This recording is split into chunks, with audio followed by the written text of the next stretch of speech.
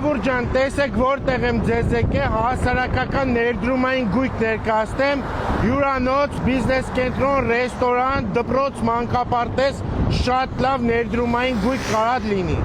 Հայտնի Գազանանոցի ճանապարհի սկզբնամ ասում եմ, Բելաջոր ռեստորանը բոլորը գիտեք, դրա դիմաց նախկին Չաո Բամբինո ռեստորանը